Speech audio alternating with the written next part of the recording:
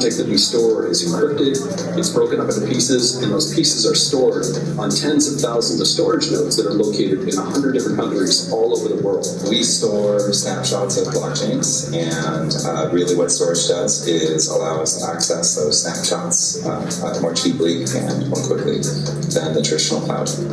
What we achieved with Storj when we tried it is we started getting speeds up to 3 gigabits per second. We saved days of engineering time just waiting for these nodes to launch. And so that was like kind of the key thing that really made us interested in storage and want to double down on our partnership and us also being a customer of Storj. With better and more sustainable performance and stronger security at a fraction of the price, switching to Storj will be the easiest decision our customers will ever make.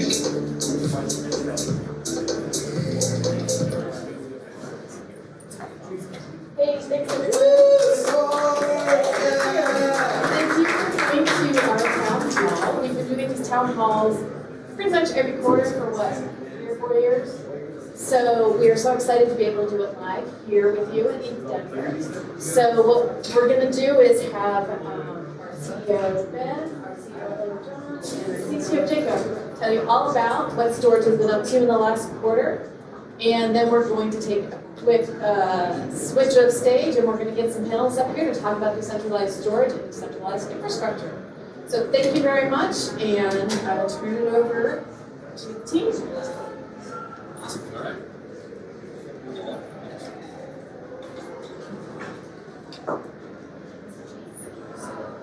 I'm about the same height whether I stand or sit, so it doesn't really matter too much about it.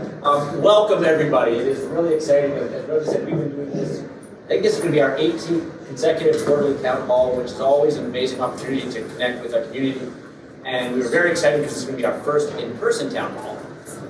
It did occur to us that if you combine a town hall with a happy hour, every moment that you spend on the town hall is a moment that people can't talk to each other. So we're going to keep this as lightweight as possible. I won't spend time reading through the forward statements. You can read this at your leisure. Happy to be here with John and Jacob, but also really excited that we're going to be joined by some special guests, by our friends from Akash, from Live Gear, from Anker. One of the themes I think you're going to hear throughout today is that, as clear I think to a lot of people who are at this conference, really now is the time for whether you're calling it Web 2.5 or Web 3.0 that actually works. We're getting to the point where infrastructure that provides real value, that attracts real customers, and has real business models behind it is critical. And we're now at the point where there are a group of companies, and we're happy to be among them and have friends and partners who are also among them that are actually making Web 3 useful in a way that will help not only drive the future, but also help bring the huge amount of customers and data that are out there in the Web 3 world along with us for the ride. And we knew when we started Storj that it wouldn't be worth doing this if we couldn't be demonstrably better than the alternatives that are out there. And we think we've now achieved that. So most of last year and certainly in Q4 was about taking this amazing system that Jake and others had built over time that was able to be 100% durable, faster globally than companies like AWS, and could be radically more secure because it was distributed and have radically better economics. And the fact that we can now offer solutions like that means that we're starting to get customers on board. And the customers are growing at a nice clip. We've got great Lighthouse customers, great Lighthouse partners, and a huge ecosystem that we're really proud to be part of. We'll be talking about a lot of the things that happened in Q4 in greater detail. Q1 is really more of the same, right? Taking that great momentum that we're seeing and expanding it. And even at this conference today, there are so many really exciting partners and customers that we have, and it's it doesn't matter how great your technology is if you don't have people who can use it, who find value in it, or willing to talk to others about it. You sort of miss the market. We're excited that we're there now, and talk about a number of interesting things, including what we're doing in Web 2, what we're doing with Web 3, what's happened with the product, and the evolution of our economics. So some quick numbers. Nice up and to the right graphs. You can see here that we've seen continued month-over-month growth in in the amount of paid storage. Just in the last quarter, paid data was up over 72% quarter on quarter, and that represents a mix of use cases that are egress light, like backup, as well as egress heavy, like video and blockchain messaging and scientific data sharing. So our egress is also growing very nicely, about 37% quarter on quarter. And what we're seeing is that customers that we have tend to store more with us every month, as you might expect. We're seeing an expansion of about 1.1 to 1.16 on a net basis every month, which is really gratifying to us. It means that the customers that we have are getting value and are adding more and more to the network. Also, of course, very excited about the fact that we've been maintaining and improving on our enterprise metrics around durability, availability, performance, etc.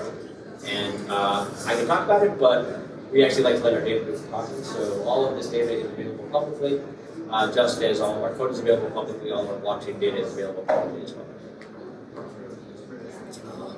And behind those numbers, of course, are real customers and real partners.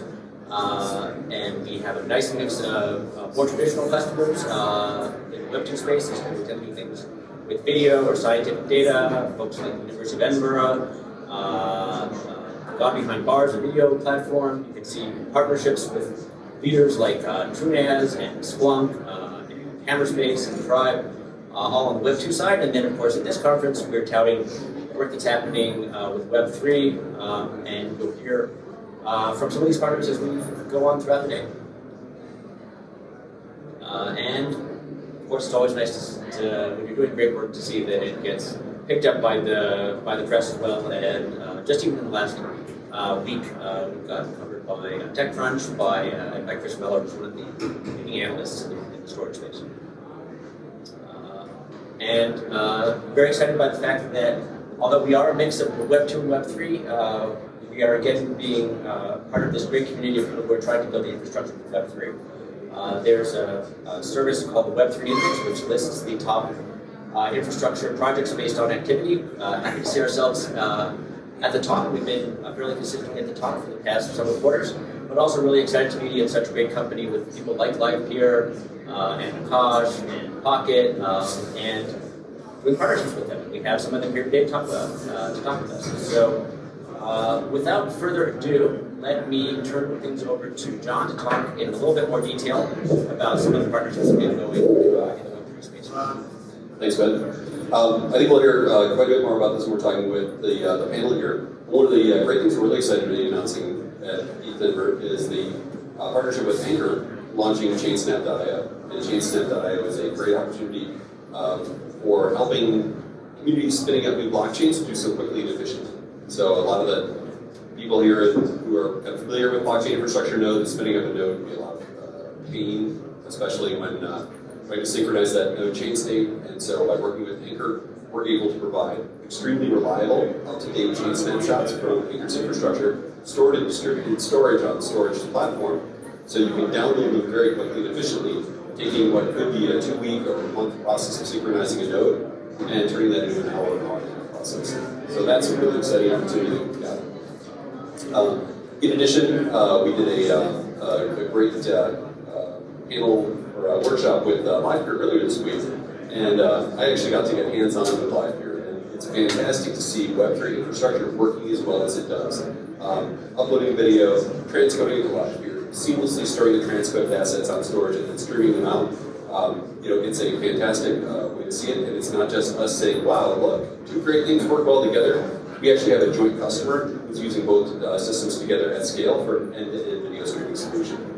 So I think we'll be doing a webinar with that customer hopefully in the next month or two, and really diving deep into that use case. Streaming video is one of our strong points, and seeing more of that is incredible, but we don't do things like transcoding. And so we rely on partners like LivePeer to bring that capability to the table.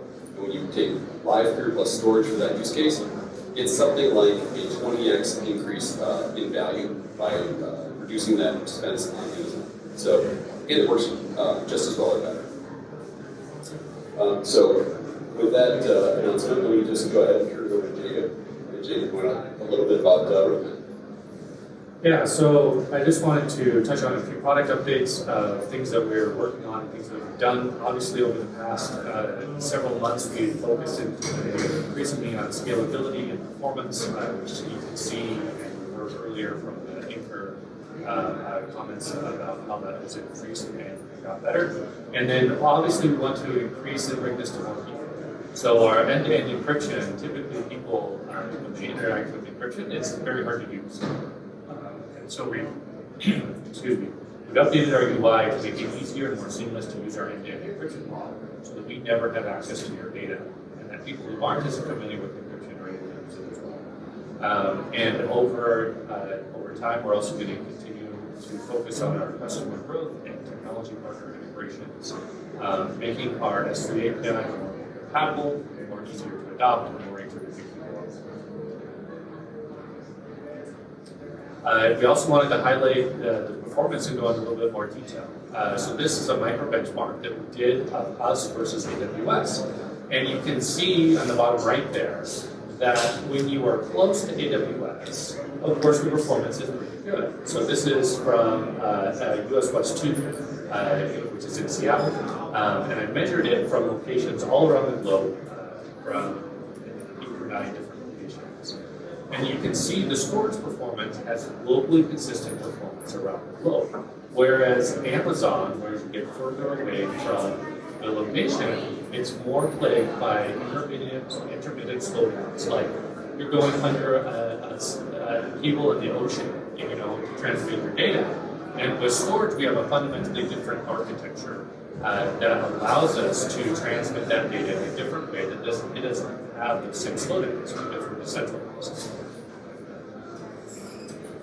We've also had independent analysis from the University of ETHDenver confirming these results and showing the fast speeds that are. And okay, all right. So okay, yeah. So often we talk about what makes the decentralized economic model work so well, and in our case, it's the fact that we're taking existing drives that are running. 80% of the drives in the world are less than 20% full, and so from an economic standpoint, you can make them full without having to buy new equipment, without having to hire new people, and it turns out without having to use a lot more electricity or even do a lot of cooling. And those things that make it possible for us to make it, highly economical to run a network by utilizing underutilized capacity also turned out to be exactly the same things that make it a very green solution. So one of the most environmentally damaging parts of storage is actually the manufacture of the drive itself. And you're mining rare metals and things like that, and you have to manufacture it and then you have to ship it.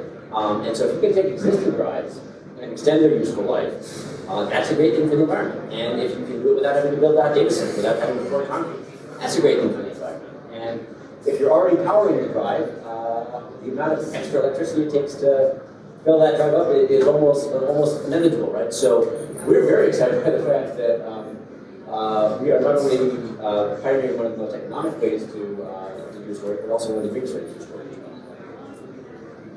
So thank you to the community that has made this possible. And I think we're about to move down. Yeah, so give us 5 minutes, refresh your drinks, and we'll get up here and we'll get the family going. Thank you.